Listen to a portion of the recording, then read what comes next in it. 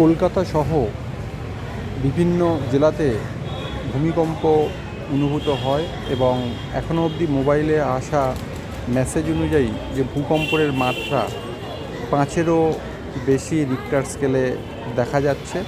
সেই নিয়ে মানুষ সমস্ত বড় বড় বিল্ডিং থেকে নিচে নেমে আসছে। আমরা এই মুহূর্তে এই ছবি দেখাচ্ছি দক্ষিণ চব্বিশ পরগনার রাজপুর সোনারপুর পৌরসভার লোকজন সবাই নিচে নেমে এসছে। পল্লবদা কি বলছেন শুনে নিন, চেয়ারম্যান। আমি পড়েই যেতাম, তো আমি নিজেকে তারপরে ব্যালেন্স করে সামনে নিয়েছি, চেয়ারটা দেখি ঘুরছি।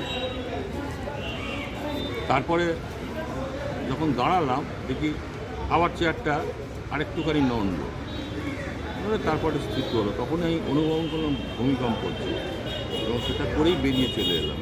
সঙ্গে সঙ্গে জিনিস হয়ে যাবে আমার কাছেই, এবং এখানেও সব জায়গাতেই আমি খুঁজলাম এবং আপডেট দেখলাম যে 5 রিক্টার মতো স্কেলের ভূমিকম্প হয়েছে। রিক্টার স্কেলের 5 যে মাত্রা আছে এইটার যে ভূমিকম্প হয়েছে।